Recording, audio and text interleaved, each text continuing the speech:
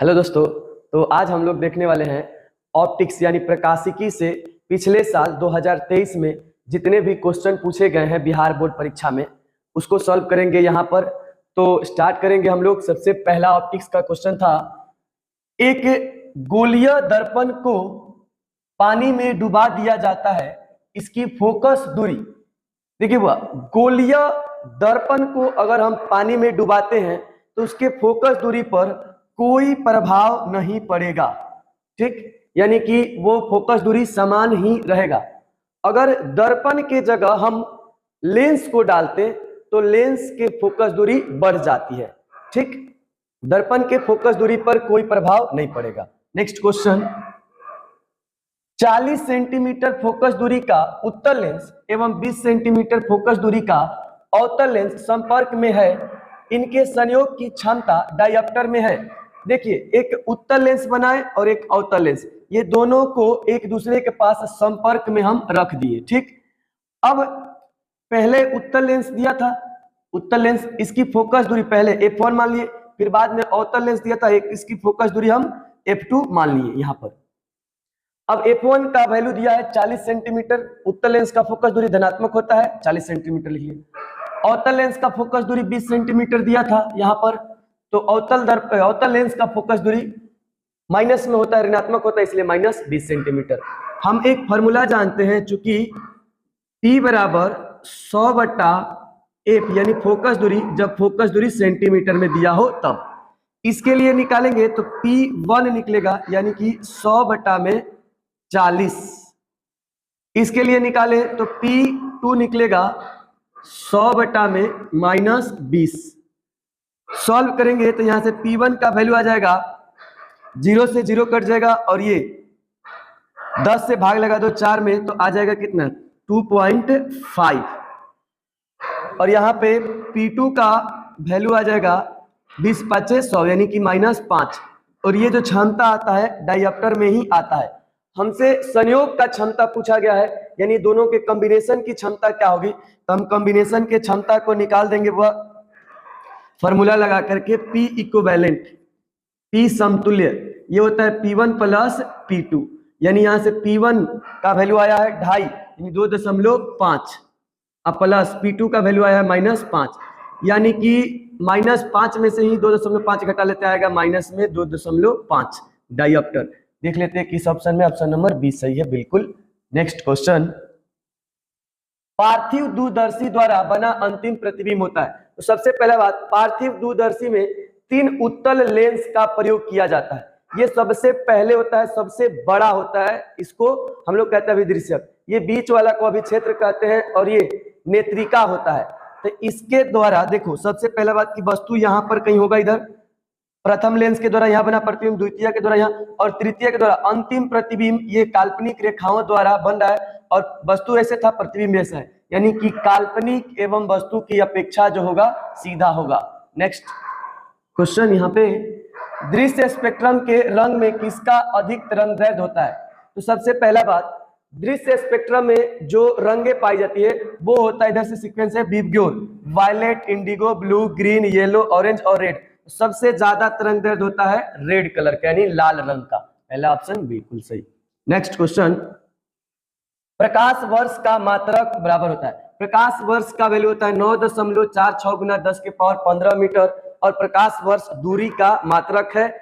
ये प्रकाश द्वारा एक वर्ष में तय की गई दूरी के बराबर होता है।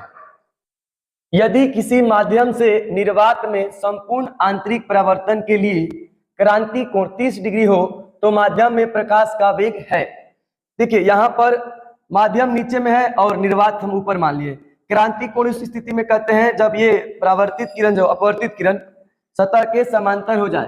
तो क्रांति कोण और अपवर्तनांक में एक संबंध होता है, sin c = 1/μ।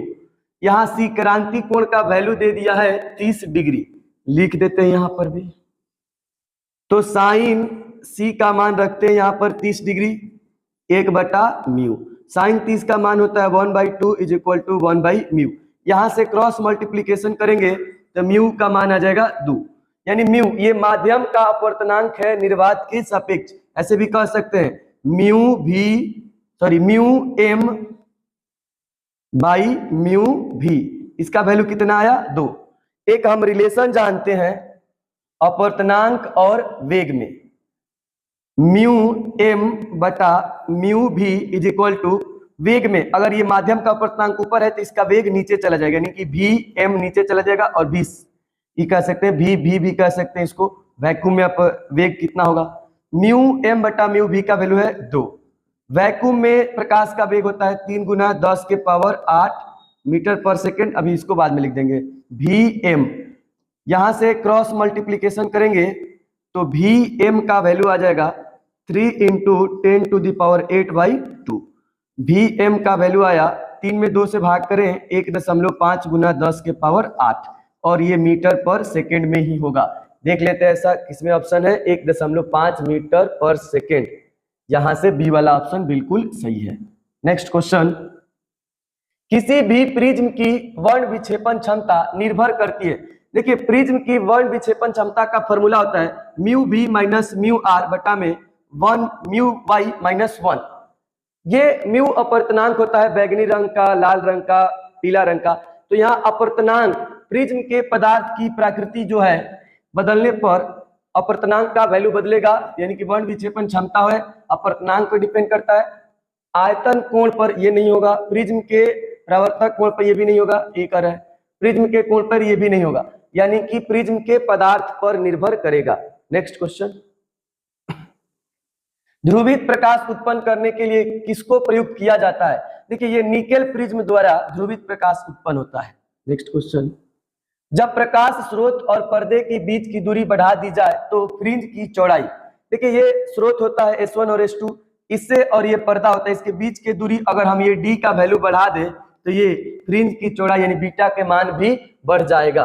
पहला ऑप्शन सही है।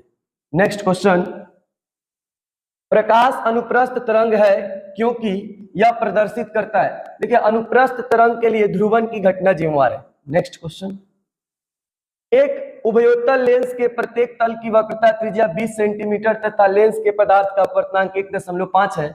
लेंस की फोकस दूरी, देखिए उत्तल लेंस की अगर दोनों वक्र सतह की त्रिज्याएं समान हो और ये जो लेंस बना है उसका अपवर्तनांक 1.5 हो तो उसके फोकस दूरी और त्रिज्या में संबंध आता है F = R। तो यानी फोकस दूरी भी R के बराबर हो जाएगा, यानी 20 सेंटीमीटर होगा, ये मीटर में दिया, ये वाला ऑप्शन बिल्कुल सही है। नेक्स्ट क्वेश्चन है पूर्ण आंतरिक परावर्तन की स्थिति में परावर्तन गुणांक का मान होगा। देखिए परावर्तन गुणांक ये एक टर्म है, परावर्तन गुणांक समझना होगा कि परावर्तित तरंग तथा आपतित तरंग, परावर्तित तरंग तथा आपतित तरंग के आयामों के अनुपात को परावर्तन गुणांक कहते हैं और परावर्तन गुणांक को K से डिनोट करते हैं, यानी कि इनके आयाम जो होते हैं परावर्तित तरंग आयाम को A से दिखाते हैं और परावर्तित वाला को रिफ्लेक्टेड यानी R से, फिर आयाम किसका हो आपतित तरंग, ये दोनों के अनुपात को हम लोग कहते हैं परावर्तन गुणांक। पूर्ण आंतरिक परावर्तन के घटना में प्रकाश की किरण इसी माध्यम से जाकर इसी माध्यम में लौट आती है, यानी कि परावर्तन में प्रकाश की कोई भी राशि नहीं बदलती है, एक कला परिवर्तन होता है। बाकी प्रकाश के आयाम, तरंग दैर्घ्य, आवृत्ति, वेग सारा समान रहता है, यानी जितना आपतित किरण का आयाम होगा उतना ही परावर्तित किरण का भी आयाम होगा, इसलिए दोनों का अनुपात क्या आएगा 1। ये ऑप्शन बिल्कुल सही है। नेक्स्ट क्वेश्चन, व्यतिकरण की घटना का कारण है। देखिए व्यतिकरण कब संभव होता है, जैसे यहाँ पर हम एक S1 सोर्स लगा लिए और एक यहाँ पर S2 सोर्स लगा लिए, पहला स्रोत से तरंग निकल करके चली और दूसरे स्रोत से भी तरंग निकल के चली, ये तरंग कम दूरी तय की है, ये तरंग ज्यादा दूरी तय की है, यानी कि दोनों के बीच पथांतर रहेगा और पथांतर बराबर फॉर्मूला होता है λ/2π × φ कलांतर। तो व्यतिकरण के लिए दो चीजें जिम्मेवार है, एक पथांतर और दूसरा का ये कलांतर, तो इसमें ऑप्शन एक ही दिया है कलांतर, वही सही हो जाएगा। नेक्स्ट क्वेश्चन, विवर्तन फ्रिंजों की चौड़ाई व्यतिकरण फ्रिंज, देखिए विवर्तन फ्रिंज और व्यतिकरण फ्रिंज ये दोनों की चौड़ाई अलग अलग होती है, यानी कि के समान नहीं होती है, ठीक अलग अलग होगी। नेक्स्ट क्वेश्चन, द्वितीयक तरंगिकाओं की अवधारणा दी थी। द्वितीयक तरंगों की अवधारणा हाइगेंस ने अपने तरंग सिद्धांत में दिया था। नेक्स्ट क्वेश्चन, दो उन तरंगों के व्यतिकरण से उत्पन्न अधिकतम परिणामी आयाम का मान होगा जिसे प्रकट किया जाता है। देखिए पहला तरंग के लिए फॉर्मूला ये है y = 4 sin ω t, तरंग का समीकरण होता है y बराबर a sin ओमेगा टी, जहां a होता है आयाम। तो पहले तरंग से निकल के आ जाएगा a1 का वैल्यू हो जाएगा 4 और दूसरे तरंग के समीकरण से a2 का वैल्यू 3, यानी कि महत्तम परिणामी आयाम AR रिजल्टेंट वाला आयाम मैक्सिमम होगा दोनों के आयाम के जोड़ के बराबर, यानी A1 प्लस A2 के बराबर।